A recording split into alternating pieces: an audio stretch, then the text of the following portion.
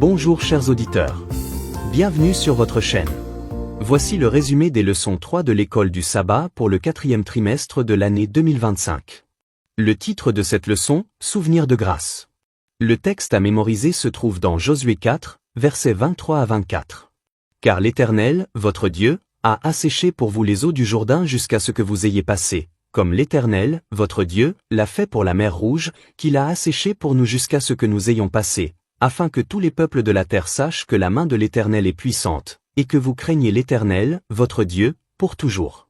À la fin de cette leçon, vous entendrez le chant lié à ce verset. On raconte l'histoire d'un policier qui a fait signe à John de s'arrêter. John s'est obéissant garé sur le côté. Lorsque le policier lui a demandé son permis de conduire, John s'est soudain rendu compte qu'il avait laissé son portefeuille et son permis au bureau. Après que John eut expliqué la situation, le policier lui a demandé quel était son métier. Il a répondu « Je suis professeur ». En lui remettant une contravention, le policier lui a souri et lui a dit « Ne considérez pas cela comme une amende, mais comme des frais de scolarité. Quand les gens veulent apprendre quelque chose, ils paient des frais de scolarité. C'est une leçon pour que vous n'oubliez plus jamais votre permis. Bonne journée, professeur. » En tant qu'être humain, nous oublions souvent les choses qui ne sont pas sous nos yeux. Nous oublions de rappeler, de répondre à des emails, d'arroser les plantes ou d'envoyer des vœux d'anniversaire. La liste est longue. Mais oublier nos besoins spirituels a des conséquences bien plus graves qu'une simple contravention, car c'est notre destin éternel qui est en jeu. L'étude de cette semaine porte sur la traversée du Jourdain par Israël, un moment d'intervention divine qui est devenu à la fois une victoire et une leçon, un mémorial de grâce. À travers cet événement, Dieu voulait que son peuple se souvienne qu'il n'était pas entré dans la terre promise par sa propre force, mais par sa main puissante. Leçon du dimanche. La traversée du Jourdain. Dans Josué chapitre 3 versets 1 à 5, le peuple est invité à se préparer à la traversée miraculeuse. L'Arche d'Alliance, symbole de la présence de Dieu, ouvrirait la voie. Il ne s'agissait pas seulement d'un mouvement militaire ou géographique, mais d'une procession sacrée, guidée par le Seigneur lui-même. Les Israélites ont reçu l'ordre de se sanctifier, c'est-à-dire de se débarrasser de leurs péchés et de leurs impuretés avant que Dieu n'agisse. Cela reflète les rituels de purification qui précédaient les rencontres avec Dieu au mont Sinaï ou dans le sanctuaire. Les miracles de Dieu ne sont pas aléatoires, ils découlent de cœurs prêts à lui faire confiance et à lui obéir. Le miracle de la traversée du Jourdain prouvait que le Dieu qui avait séparé la mer Rouge pouvait à nouveau ouvrir un passage à travers les eaux. Cela rappelait que la victoire dans les combats de la vie ne vient pas de la force humaine, mais de l'alignement avec le timing et les conseils de Dieu. Comment préparons-nous notre cœur aujourd'hui pour discerner les interventions de Dieu? La préparation spirituelle passe par l'humilité, l'obéissance et la consécration. Leçon du lundi. Le Dieu vivant des merveilles. Josué 3, versets 6 à 17, décrit cet événement stupéfiant. Dès que les pieds des prêtres ont touché l'eau, le Jourdain s'est arrêté de couler et le peuple a traversé à pied sec. La même puissance qui avait autrefois divisé la mer Rouge ouvrait maintenant le Jourdain. La Bible utilise le mot hébreu niflao, qui signifie merveille ou miracle, pour décrire les actes puissants de Dieu. Ces merveilles révèlent que le Créateur n'est pas lié par la nature, mais qu'il règne sur elle. Le Dieu d'Israël n'est pas une idole de pierre, mais le Dieu vivant, actif et à l'écoute de son peuple. Comme les miracles de l'Exode, cette traversée avait pour but d'inspirer l'adoration et le témoignage mondial, afin que tous les peuples de la terre sachent que la main du Seigneur est puissante. Jésus a repris la même vérité dans Luc 18, versets 18 à 27, lorsqu'il a dit à ses disciples que « ce qui est impossible aux hommes est possible à Dieu ». Le Dieu vivant accomplit toujours des merveilles, parfois sous forme de miracles visibles, souvent sous forme de providence silencieuse, mais toujours avec la même puissance et le même dessein. Leçon du mardi. Souvenez-vous. Dans Josué chapitre 4. Après la traversée, Dieu ordonna aux Israélites de construire un mémorial de 12 pierres provenant du lit du fleuve. Chaque pierre représentait une tribu et devait rester en place comme un témoignage durable de ce que Dieu avait accompli. Le mot hébreu pour « signe » signifie non seulement un symbole, mais aussi un rappel de l'intervention surnaturelle de Dieu. Tout comme l'arc-en-ciel était un signe de l'alliance avec Noé, et le sabbat un signe de la création et de la sanctification, les 12 pierres étaient un signe de délivrance et de fidélité à l'alliance.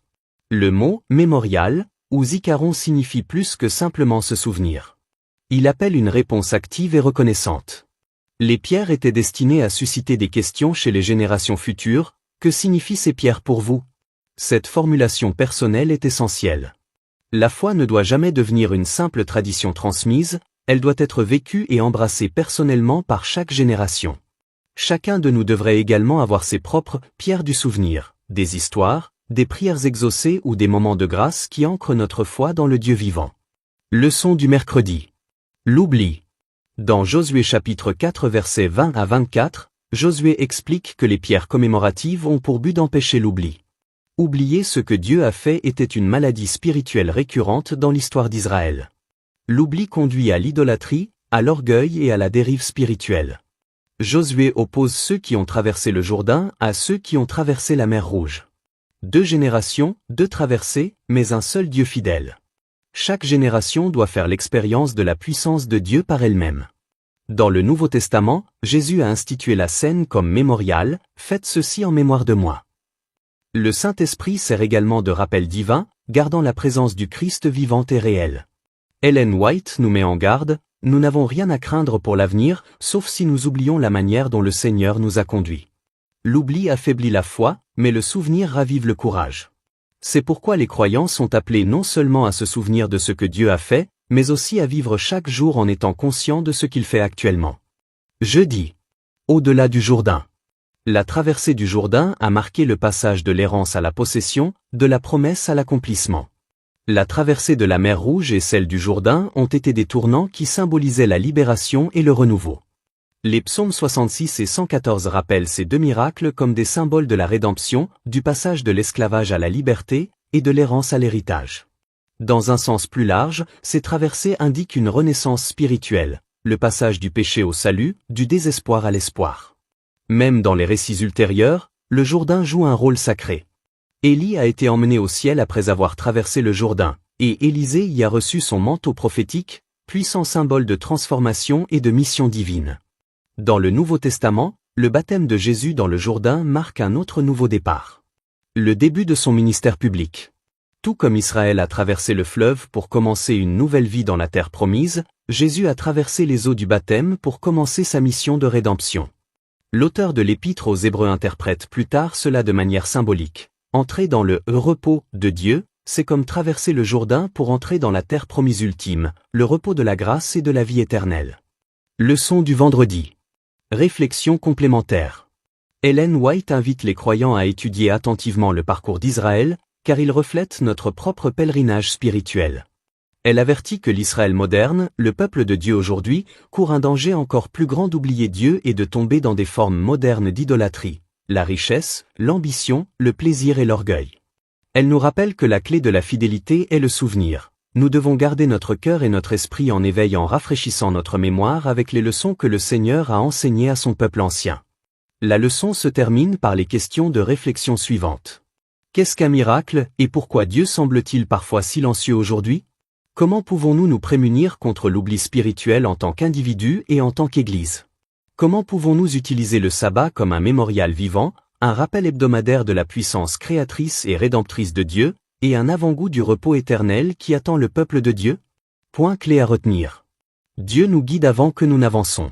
L'arche est entrée la première dans le Jourdain, symbolisant le fait que Dieu ouvre la voie avant que son peuple ne se mette en marche. La préparation précède les miracles.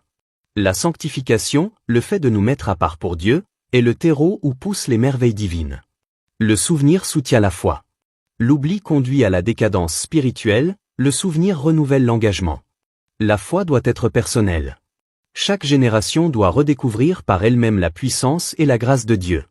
Les mémoriaux de la grâce renvoient à Jésus. Chaque pierre, chaque passage, chaque acte de délivrance conduit finalement à la croix, le plus grand mémorial de tous. En bref, Mémoriaux de la grâce nous invite, vous et moi, à nous souvenir que notre cheminement spirituel, comme celui d'Israël, est fondé sur les puissants actes de grâce de Dieu. Le Dieu qui a asséché le Jourdain continue de séparer les eaux dans nos vies, nous conduisant du désert de la peur vers la terre promise de la foi, du repos et de la victoire. Que Dieu vous bénisse.